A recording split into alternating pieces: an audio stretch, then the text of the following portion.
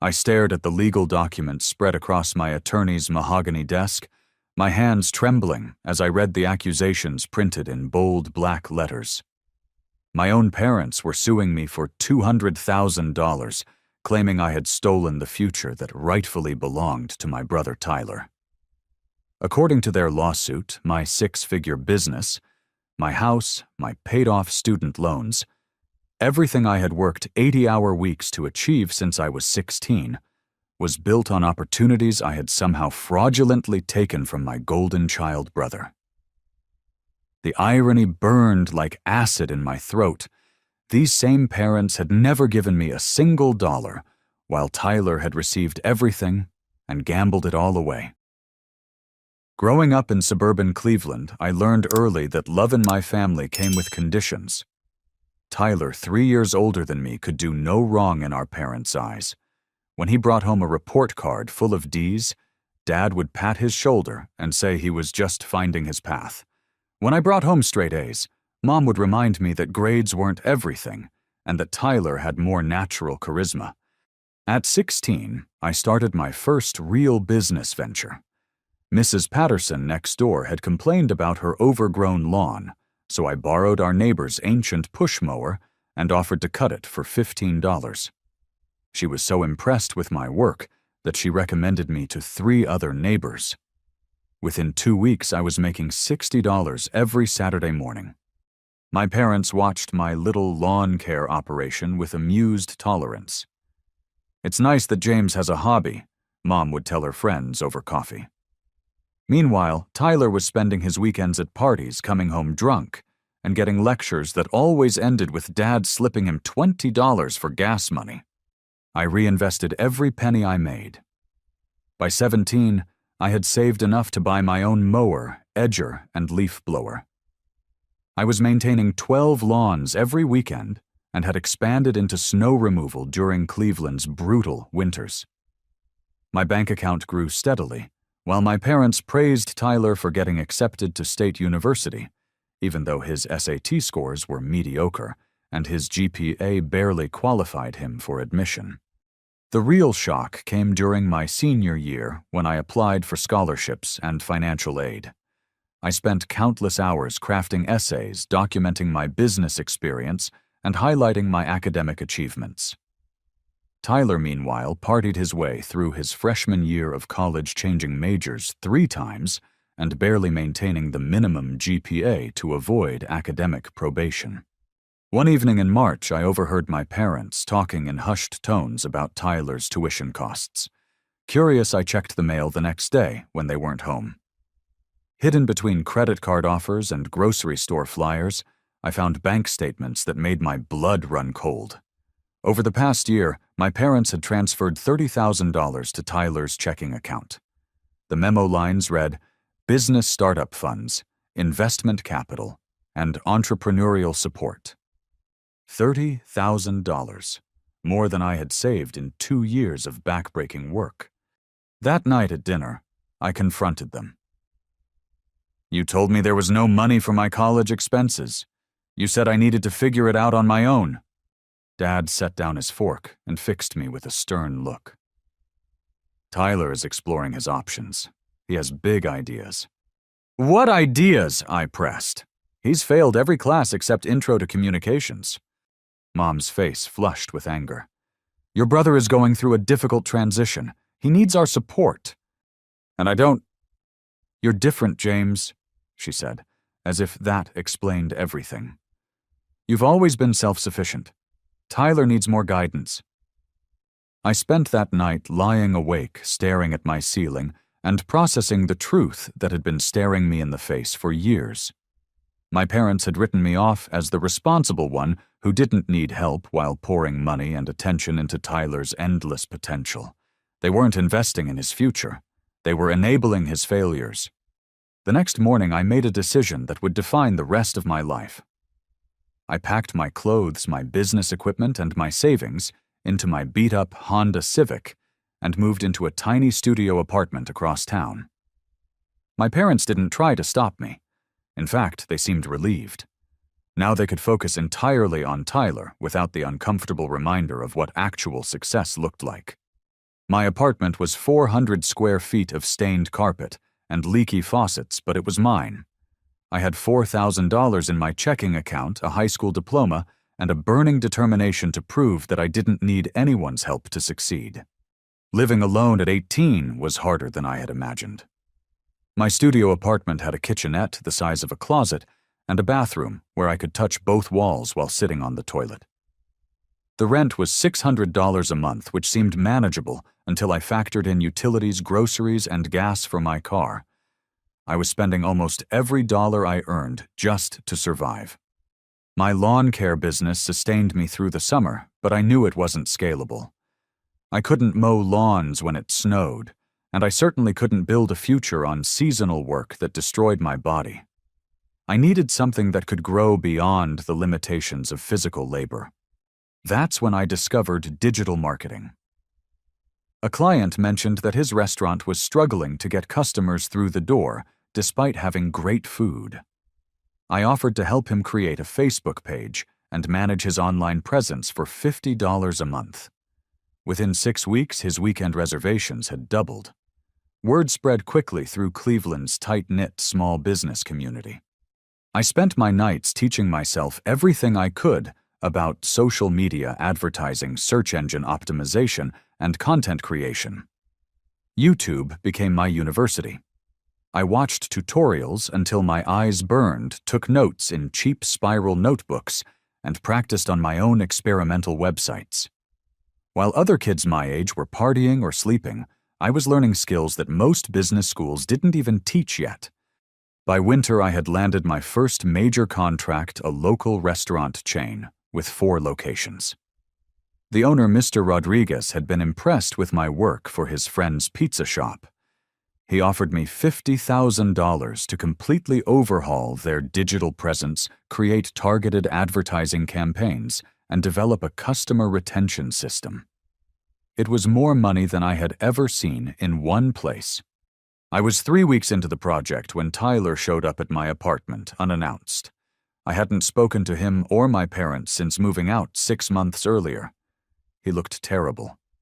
Bloodshot eyes, wrinkled clothes, and the pale complexion of someone who spent too much time indoors drinking cheap beer. "James," he said, shifting awkwardly in my doorway. "Can we talk?" Against my better judgment, I let him in. He looked around my sparse apartment with what seemed like genuine surprise. "This is where you've been living." "It's temporary," I said defensively. "I heard about your business. That's really cool, man. I'm proud of you." The words caught me off guard. Tyler had never expressed pride in anything I'd done. For a moment, I felt the familiar longing for family connection that I thought I had buried. We talked for 2 hours. He apologized for the way our parents had treated me. He admitted that he had wasted the money they gave him on stupid investments and party expenses. He seemed genuinely interested in what I was doing, asking detailed questions about my marketing strategies and client relationships. For the first time in our lives, we were talking like equals. Before he left, I made a mistake that would nearly destroy everything I had built. I told him about the Rodriguez contract. I explained my strategy, showed him the proposal documents, and even gave him access to my project management system so he could see how I organized client work.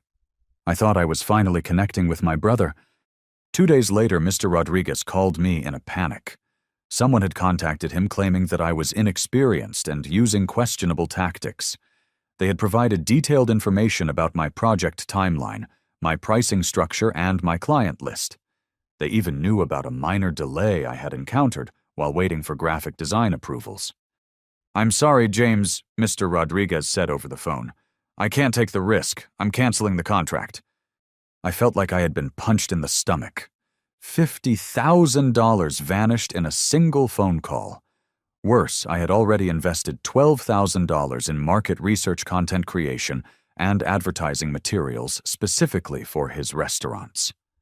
Money I didn't have. Money I had borrowed against the anticipated contract payment. I spent the next week trying to trace the source of the anonymous tip. My limited technical skills weren't enough to identify the person who had contacted Mr. Rodriguez, but I had strong suspicions. Tyler was the only person who knew the intimate details of my project. He was also the only person who would benefit from my failure. My suspicions were confirmed when I discovered fake negative reviews for my business posted across multiple platforms. The reviews all came from newly created accounts, and they all contained specific details that only Tyler knew about my work process. When I traced the IP addresses through a basic online tool, they all led back to the public library computer lab that Tyler frequented. My credit cards were maxed out. My rent was 3 weeks overdue. My car was making ominous grinding noises that I couldn't afford to fix. I had $16 in my checking account, and no prospect of replacing the income I had lost. For the first time since moving out, I considered calling my parents and admitting defeat. Instead, I sold my television, my gaming console, and every piece of furniture except my desk and mattress. I ate peanut butter sandwiches for every meal and walked to client meetings to save gas money. I was 20 years old, living in poverty, and completely alone. But I refused to give up. Rock bottom taught me lessons that prosperity never could. With no safety net and no family support, I learned to be resourceful in ways I had never imagined. I offered my services to small business owners in exchange for testimonials and referrals. I worked for free just to build a portfolio that could convince paying clients to take a chance on me. My breakthrough came from an unexpected source: social media management for local service businesses. While most marketing companies focused on big corporate clients, I discovered that small business owners were desperately trying to figure out Facebook and Instagram, but had no idea how to use them effectively. I developed a simple but powerful system. For $300 a month, I would manage a business's entire social media presence, daily posts, customer interactions, targeted advertising, and monthly analytics reports. My clients didn't need to understand the technology. They just needed to see results. The results were immediate and impressive. A local plumber's customer calls increased by 40% within 2 months. A hair salon filled up their appointment book for the first time in 3 years. A auto repair shop started getting customers from 3 neighboring towns instead of just their immediate area. Word spread through Cleveland's small business community like wildfire. Within 6 months, I had signed 15 clients. Within a year, I was managing social media for 37 businesses and grossing $8,000 per month. I hired my first employee, Sarah, a recent college graduate who understood social media trends better than most people twice her age. My personal life improved dramatically along with my business success. I moved into a better apartment, bought reliable clothes, and even started saving money for something I had never dared to imagine: buying a house. The house hunting process felt surreal. Real estate agents were surprised when a 20-year-old walked into their offices asking to see properties in good neighborhoods. But my credit score was excellent, my business income was documented and growing, and I had saved enough for a substantial down payment.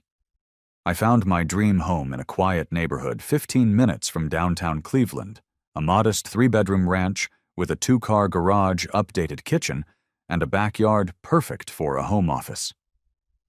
The asking price was $135,000, exactly within my budget.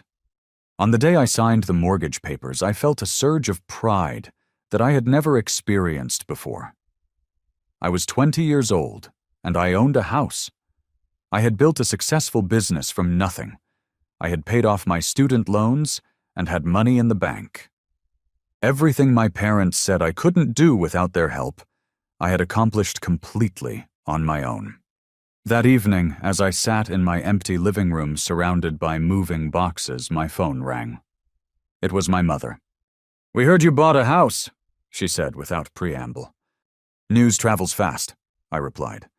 "Tyler is going through a difficult time right now. His food truck business failed, and he's lost a lot of money." I waited for her to continue, already knowing where this conversation was heading.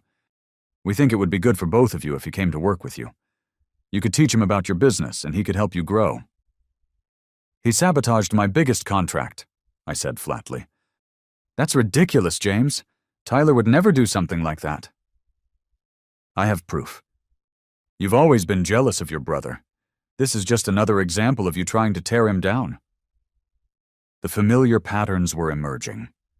No matter what Tyler did, no matter how much evidence existed of his failures or betrayals, my parents would always defend him and blame me. He's family, Mom continued. You have an obligation to help him. My obligation is to my clients and my employees. I'm not running a charity. Don't be so selfish, James. You've been blessed with success. The least you can do is share some of it with your brother. I hung up without saying goodbye, but the conversation left me deeply unsettled. Something in my mother's tone suggested that this wasn't a request. It was the beginning of a campaign. They weren't going to accept my refusal and move on. They were going to escalate. 3 days later, my father appeared at my office. He had never visited my workplace before, had never shown any interest in my business, and had never acknowledged my success. His presence felt ominous. "Impressive setup," he said, looking around at my small but professional office space. Sarah looked up from her computer with curiosity and concern. "What do you want, Dad?" "I want to talk about family loyalty, about doing right by the people who raised you. The people who raised me told me I was on my own when I turned 18. We're not asking for charity, James. We're offering Tyler a chance to contribute to something successful. He has ideas that could help your business grow." "What ideas?" Dad shifted uncomfortably. "Business development ideas, marketing strategies, partnership opportunities. Such as, he's been working on a comprehensive plan for expanding your services. He thinks you could be doing much more than you're currently doing." I almost laughed. Tyler had never held a job for more than 6 months. His food truck business had failed within 8 weeks. His previous ventures included a failed eBay reselling operation, a brief attempt at day trading that lost $3,000, and a multi-level marketing scheme that alienated half his college friends. "I'm not interested," I said firmly. Dad's expression hardened. "You're making a mistake, son. Family is all you really have in this world. Someday you're going to need us, and we're not going to be there if you don't start showing some loyalty now. Is that a threat?" "It's reality. Business is unpredictable. Clients come and go, but family is permanent, unless you choose to throw it away." After he left, Sarah approached my desk with obvious concern. "Everything okay?" "Family drama," I said, trying to sound dismissive. But I couldn't shake the feeling that something bigger was coming. My parents had never fought this hard for anything in their lives. They weren't just asking for help for Tyler. They were demanding it. And when people who have never respected your boundaries suddenly start making demands, it usually means they're planning to take what they want by force. My business continued growing at a pace that surprised even me. What had started as a desperate attempt to survive had evolved into something bigger than I had ever imagined. By my 21st birthday, I was managing social media for 68 businesses across 3 states. My team had grown to include Sarah, 2 part-time content creators, and a client relations manager named Marcus. The success felt surreal. I was making more money than my parents had ever earned, managing a team of employees and getting featured in local business publications. Cleveland's Chamber of Commerce invited me to speak at their Young Entrepreneurs panel. The local newspaper ran a profile piece about my journey from high school lawn care to digital marketing success. But success brought new challenges I hadn't anticipated. Managing multiple states required more sophisticated systems, better technology, and stronger legal protections. I incorporated my business as Rodriguez Digital Solutions, LLC, established proper contracts with all clients, and hired an accountant to handle the increasingly complex financial requirements. The most significant milestone came when I decided to buy a larger house. My 3-bedroom ranch had served its purpose, but I needed space for a proper home office storage for business equipment and room to host client meetings. I found a beautiful 2-story colonial in one of Cleveland's most desirable neighborhoods. 4 bedrooms, 3 bathrooms, a finished basement, and a 2-car garage with workshop space. The mortgage application process was more complex this time. Banks wanted detailed business financial records, tax returns, and proof of consistent income. But my documentation was thorough, my credit score was excellent, and my business showed steady growth every quarter. I qualified for the loan easily. On the day I moved into my new house, I felt a deep sense of accomplishment that went beyond material success. I had proven to myself that I could build something meaningful without anyone's help. Every room represented hours of work. Every piece of furniture was purchased with money I had earned myself. But my family situation was deteriorating rapidly. Tyler's latest venture, an ambitious food truck concept called Fusion Street Eats, had been a spectacular failure. He had borrowed $40,000 from my parents to buy and outfit a used truck, develop a menu, and secure permits for operation. The business lasted exactly 6 weeks before health department violations, unpaid vendor bills, and Tyler's complete lack of business discipline forced it to close. My parents were devastated. $40,000 represented a significant portion of their retirement savings. Dad had taken a second mortgage on their house to help fund Tyler's dream. Mom had borrowed against her life insurance policy. They were both nearing retirement age with insufficient savings and mounting debt. Instead of holding Tyler accountable for the financial disaster, they began focusing their anger on me. Phone calls became increasingly hostile. They accused me of being selfish for not helping Tyler when his business was struggling. They questioned why I deserved success when Tyler, who they claimed was more naturally gifted, continued to fail. The situation reached a breaking point when Tyler attempted to steal my business identity. I discovered the fraud by accident when a potential client mentioned that someone had already contacted them using my company name and offering services at rates far below my standard pricing.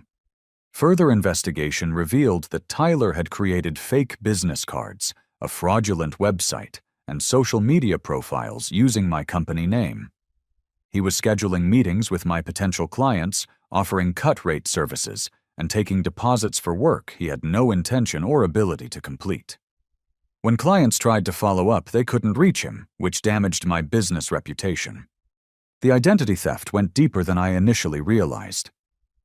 Tyler had used my personal information to open business credit cards, apply for small business loans, and even sign office lease agreements.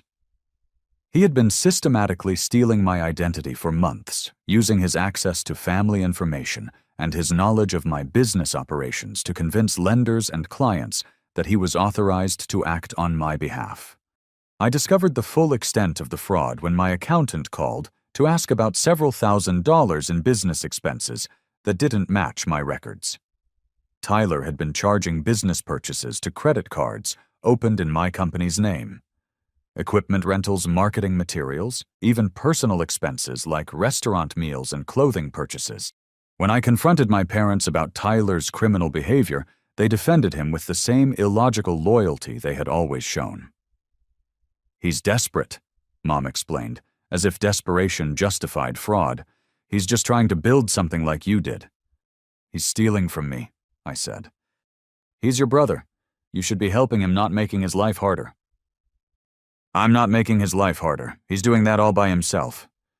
Dad intervened with a tone I had never heard before. "You listen to me, James. Tyler made some mistakes, but he's family. You turn him into the police and you'll regret it for the rest of your life." "Is that another threat?" "It's a promise. You destroy Tyler and we'll destroy you." I hung up and immediately called the police. Tyler had committed multiple felonies: identity theft, credit fraud, and business impersonation. I had documentation proving every crime. The detective assigned to my case was sympathetic, but warned me that prosecuting family members often created long-term complications that went beyond the legal system. "Are you sure you want to do this?" Detective Morrison asked. "Once we arrest him, there's no going back." I thought about Tyler's fake business cards, the money he had stolen, the clients he had confused and alienated. I thought about my parents' threats and their refusal to hold him accountable for anything he did. "I'm sure," I said. Tyler was arrested 3 days later. The charges included identity theft, credit fraud, forgery, and operating a business without proper licensing. The local media covered the story as an example of white-collar crime within families. My business name appeared in several news articles, but the coverage actually helped my reputation by clearly identifying me as the victim rather than the perpetrator. My parents' reaction was swift and vicious. They blamed me completely for Tyler's arrest. They accused me of being vindictive, jealous, and cruel. They called my clients and employees, trying to convince them that I was unstable and vindictive. They even showed up at my house demanding that I drop the charges and take responsibility for Tyler's legal fees. When I refused, they made good on their threat to destroy me. But they chose a method I had never anticipated, one that would test everything I had built and everything I believed about justice.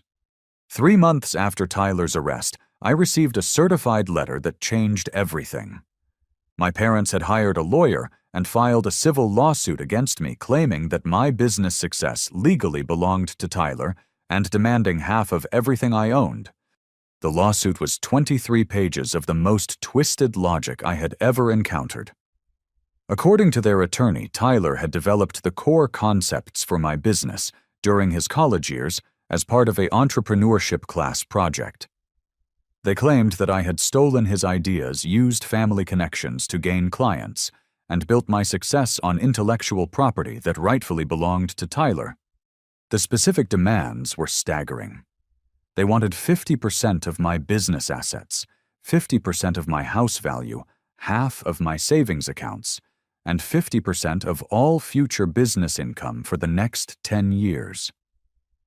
They also demanded that I pay Tyler's legal fees for the criminal case and provide him with a management position in my company. But the most shocking aspect of the lawsuit was the character assassination it contained.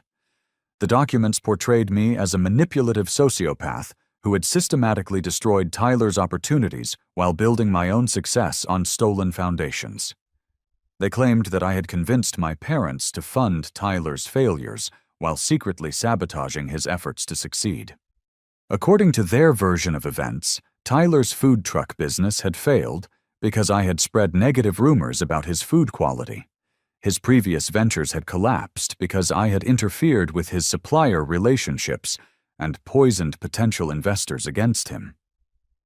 Even his academic struggles were attributed to my psychological manipulation and sabotage. The lawsuit included sworn statements from my parents describing me as jealous, vindictive, and emotionally unstable. They claimed that Tyler had always been the more creative and business-minded brother, but that I had used manipulation and family politics to undermine his confidence and steal his opportunities. Reading their description of me was like looking in a funhouse mirror. Every positive trait was reframed as a character flaw. My work ethic became obsessive behavior. My financial success became exploitation of family resources. My independence became callous disregard for family loyalty. The local media picked up the story with obvious relish. Family feud turns legal. Brother sues, brother over business success. The coverage was sensationalized and one-sided, focusing on my parents' claims without investigating the underlying facts. Several clients called to express concern about the negative publicity. 2 clients canceled their contracts entirely, citing concerns about being associated with someone involved in family litigation. My attorney, David Kellerman, was a straight-talking corporate lawyer who specialized in small business protection. He read through the lawsuit with obvious disgust. "This is one of the most frivolous cases I've seen in 20 years of practice," he said. "But frivolous doesn't mean harmless. They're trying to destroy your reputation and force you into a settlement. What are my options? We can fight it, but litigation is expensive and time-consuming. Even winning costs money, and the negative publicity could damage your business. Alternatively, you could offer a small settlement just to make them go away." I'm not giving them $1, I said firmly. David nodded with approval. Good, because settling would just encourage them to come back for more later. We're going to fight this and we're going to win decisively. But fighting meant months of depositions, document production, and legal fees. It meant having my business practices examined under a microscope. It meant defending myself against accusations that were designed to be impossible to disprove completely. The stress was overwhelming. I was 22 years old, running a growing business, managing employees who depended on me for their livelihoods, and defending myself against a lawsuit filed by my own parents. I wasn't sleeping well. I was losing weight. I found myself questioning decisions that I had made with complete confidence just months earlier. The worst part was the isolation. Friends and extended family members didn't know how to respond to the situation. Some thought I should settle just to preserve family relationships. Others thought my parents were completely unreasonable, but didn't want to get involved. I felt like I was fighting the battle completely alone. My business started showing signs of strain. I was distracted during client meetings. I was making minor errors in campaign management that I had never made before. Sarah and Marcus were covering for me as much as possible, but they couldn't hide the fact that the lawsuit was affecting my performance. 2 months into the litigation process, my parents escalated their tactics. They began contacting my clients directly, suggesting that my business practices were unethical and that I was using their lawsuit to generate sympathy and avoid accountability for professional mistakes. They created fake online reviews for my business, posted negative comments on my social media pages, and even showed up at networking events to spread rumors about my character. The harassment campaign was systematic and relentless. They were trying to destroy my business by undermining client confidence and damaging my professional reputation. Every lie they told contained just enough truth to seem plausible.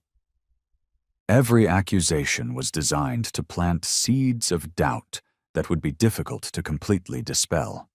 For the first time since starting my business, I began to question whether success was worth this kind of personal cost. Maybe I should have just given Tyler a job when they first asked. Maybe I should have settled the lawsuit and accepted the financial loss. Maybe trying to hold my family accountable for their actions was more trouble than it was worth. But then I remembered something Tyler had said during one of our few honest conversations. He had admitted that he had never actually wanted to work in marketing or digital media. He had told me that business ownership seemed like too much stress and responsibility. He had confessed that he preferred the idea of being successful without having to do the actual work that success required. My parents weren't fighting for Tyler's right to succeed. They were fighting for his right to benefit from my success without contributing anything to it. They wanted me to subsidize his failures and share my achievements with someone who had actively tried to sabotage them. That realization gave me the clarity I needed to fight back with everything I had. This wasn't just about money or business ownership. It was about whether people could steal what others had built through lies, manipulation, and legal harassment. It was about whether family relationships gave anyone the right to destroy another person's life and livelihood. I decided to stop playing defense and start playing offense. If my parents wanted a war, I would give them one they would never forget. My legal team's investigation into my parents' claims revealed layers of deception that went far beyond what I had imagined. David Kellerman hired a private investigator, a former police detective named Carol Martinez, who specialized in family fraud cases. What she discovered completely destroyed my parents' credibility and revealed the true scope of their dishonesty. Tyler's supposed business plan that formed the foundation of their lawsuit was a complete fabrication.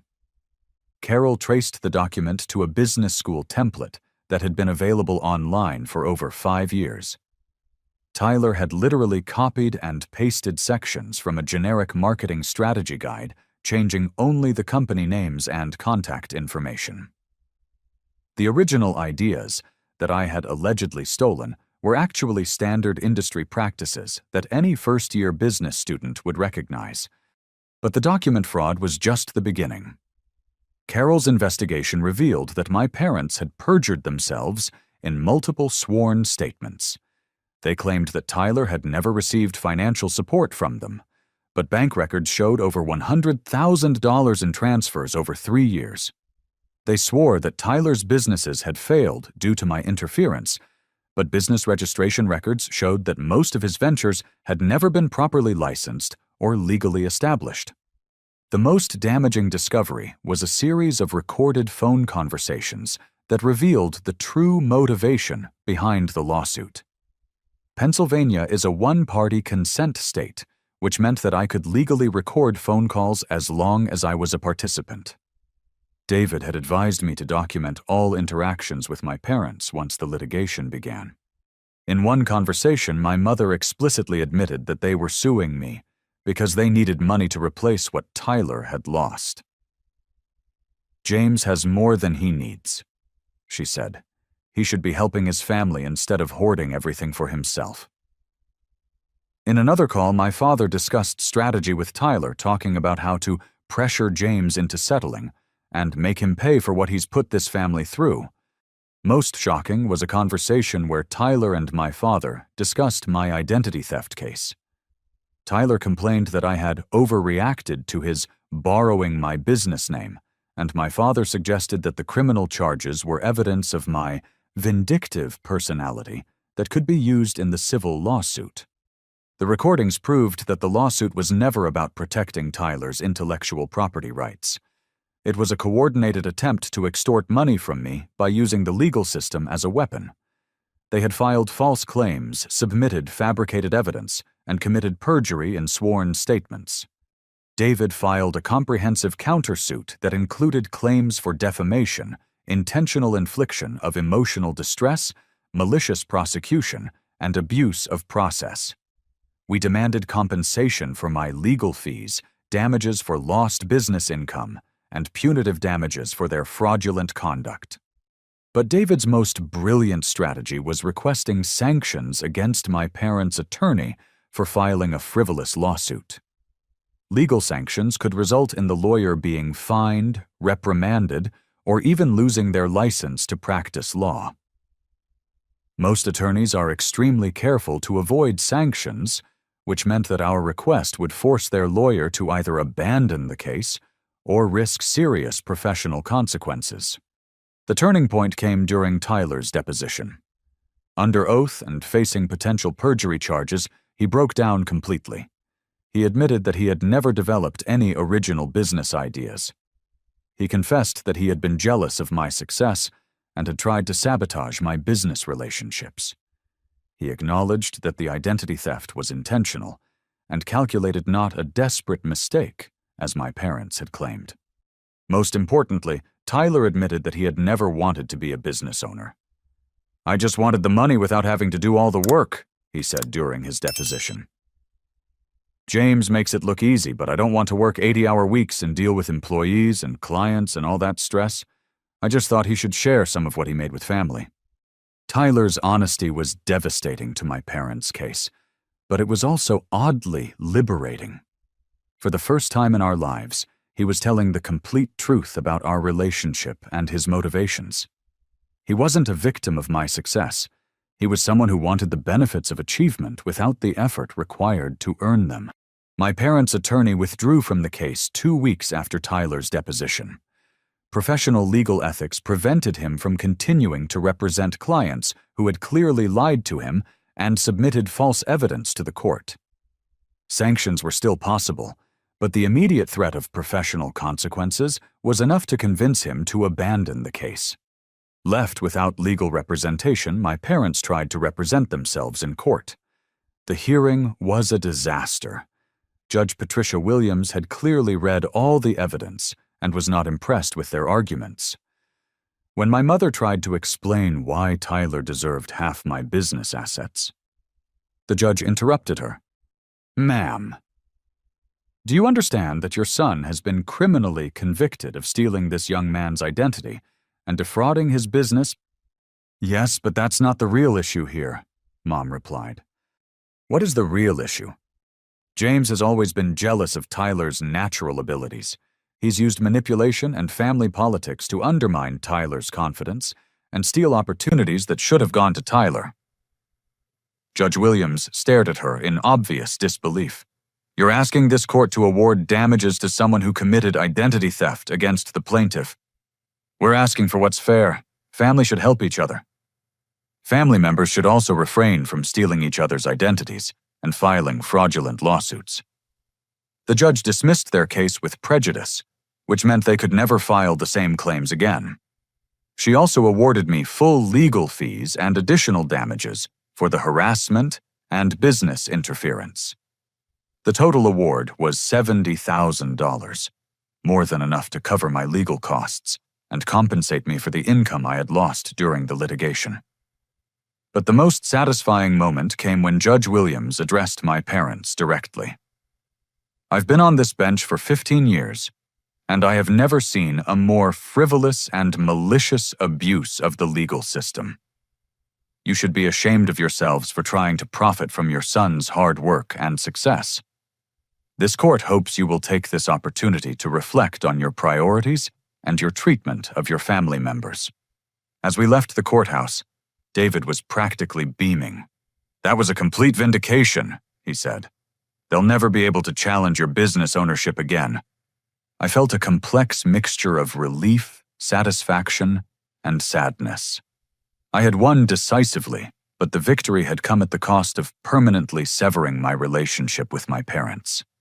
They would never forgive me for exposing their lies and defeating their lawsuit. I would probably never see them again. The months following the lawsuit victory were transformative in ways I hadn't expected. Winning in court had validated everything I had built and proven that justice could prevail over manipulation and lies. But the real changes went deeper than legal vindication.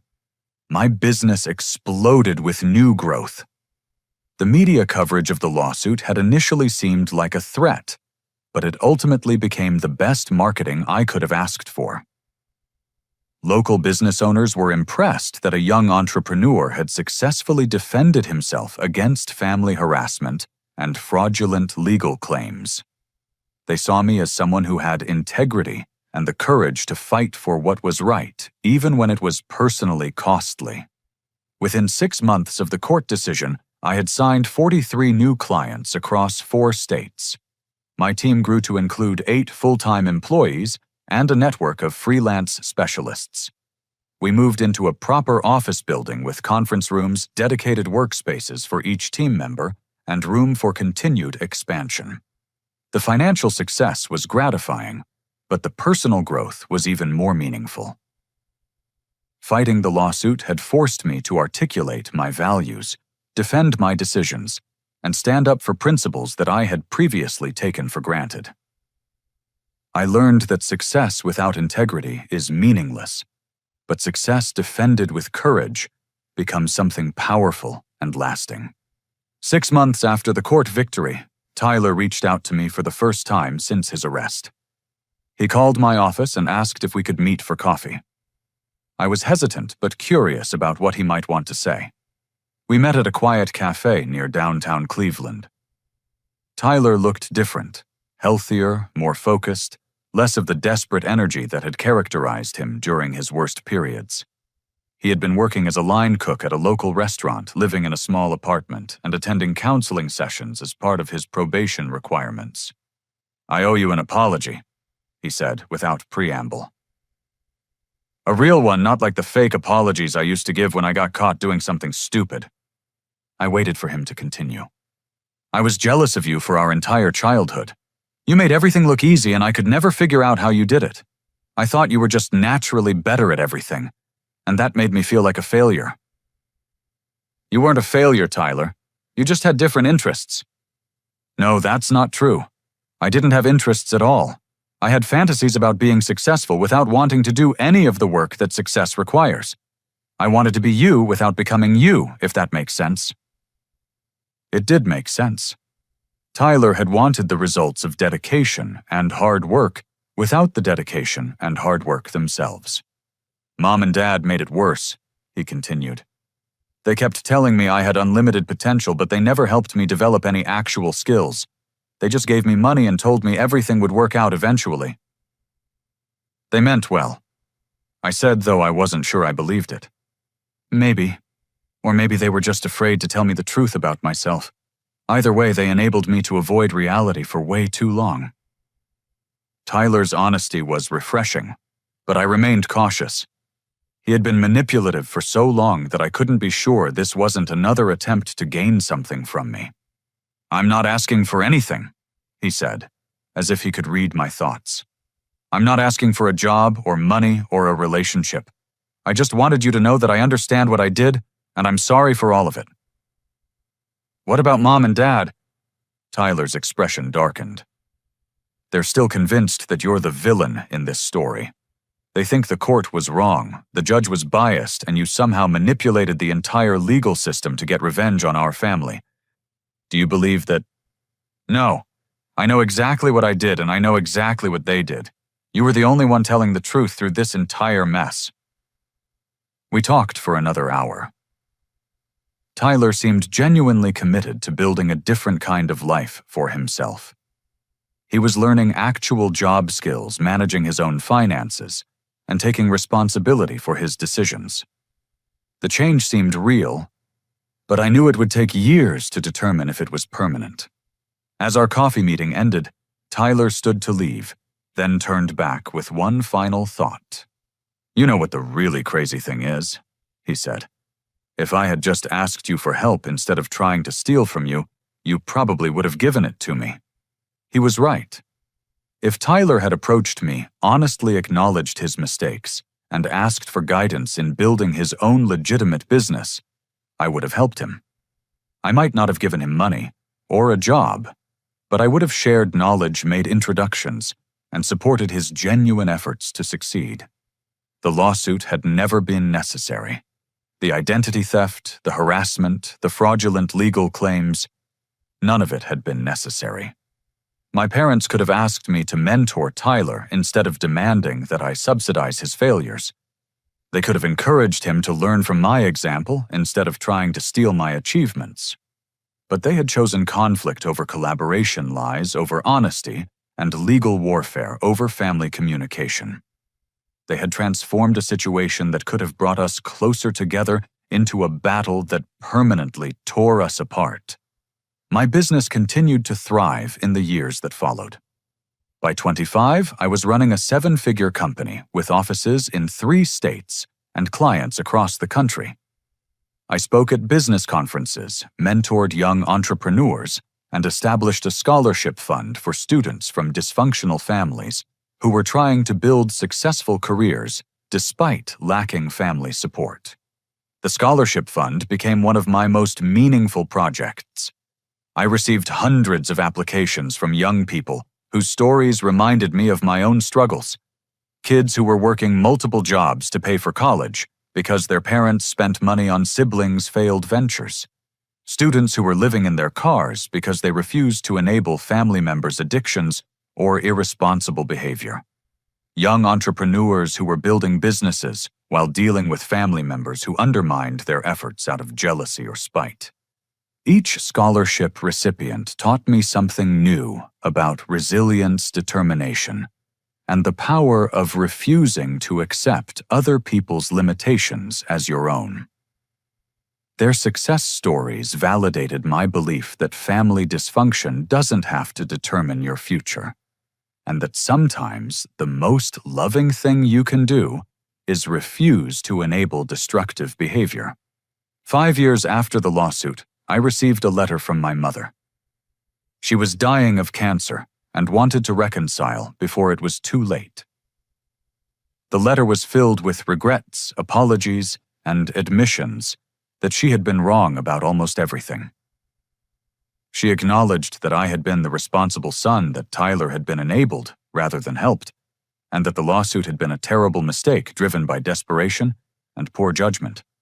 I thought about the letter for weeks before responding.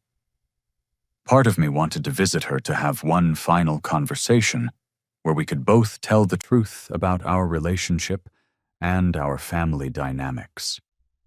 But another part of me recognized that some wounds are too deep to heal and that some relationships are too damaged to repair. In the end, I wrote her a brief letter expressing forgiveness but declining to resume contact. I wished her peace in her final months and told her that I had built a good life despite everything that had happened. I didn't visit her before she died, and I didn't attend her funeral. Those decisions felt cold to some people, but they felt honest and necessary to me. Tyler and I maintained a distant but cordial relationship. We exchanged Christmas cards and occasional text messages about major life events. He eventually married a woman who helped him stay accountable for his choices and supported his genuine efforts to build a stable life. He never became wealthy or professionally successful in a dramatic way, but he learned to support himself honestly and treat other people with respect. For Tyler, that represented genuine growth and achievement. My father lived for 3 more years after my mother's death. He never apologized or acknowledged his role in the family conflict.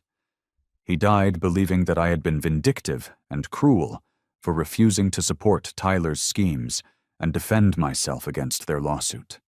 I felt sad about his death, but not guilty about the choices I had made.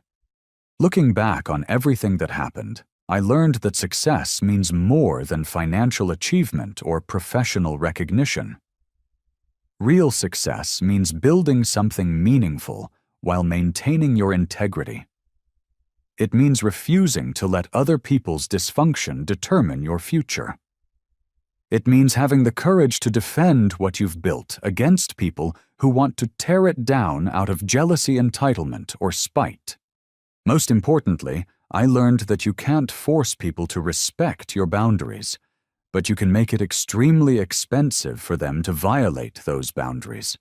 Sometimes, the most loving thing you can do for family members is refuse to enable their worst impulses and hold them accountable for their choices.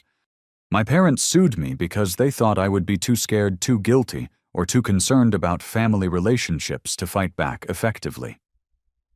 They calculated that I would settle the lawsuit to avoid conflict and negative publicity. They were wrong about my character, wrong about my resolve, and wrong about what I was willing to sacrifice to protect what I had built. They thought they were fighting for Tyler's future, but they were actually fighting against the values that had made my success possible: hard work, honesty, accountability, and the refusal to accept unearned benefits at other people's expense. When those values came into conflict with their demands, I chose my values. I won the war because I was fighting for something worth defending. Today, my company employs 37 people across 5 states. We manage digital marketing for over 200 businesses, from small local shops to national restaurant chains. Every client represents a small business owner who took a risk, worked hard, and built something meaningful. Helping them succeed feels like the most important work I could be doing. I still live in Cleveland, in a beautiful house that I bought with money I earned myself. I drive a reliable car that's paid off completely. I have money in the bank, excellent health insurance, and the peace of mind that comes from knowing I don't owe anyone anything. But the real measure of my success isn't financial. It's the knowledge that I built everything I have through honest work, defended it with courage when it was threatened, and helped other people achieve their own success along the way. No one can take that away from me, no matter how hard they try. The lawsuit my parents filed was supposed to destroy me. Instead, it proved that I had built something strong enough to withstand their worst efforts to tear it down. Sometimes the greatest compliment your enemies can give you is trying everything in their power to stop you and failing completely. That's not just success, that's victory. Have you ever had to choose between family loyalty and personal integrity? How do you think family members should handle conflicts over money and success? I'd love to hear your thoughts in the comments below. If this story resonated with you, please hit the like button, subscribe to stay updated on my latest content, and share this video with anyone who might benefit from hearing about the importance of standing up for yourself, even when it's difficult. Thank you for listening to my story, and I hope it helps you navigate your own challenges with courage and clarity. Remember, you have the power to build the life you deserve, regardless of who believes in you or supports your dreams.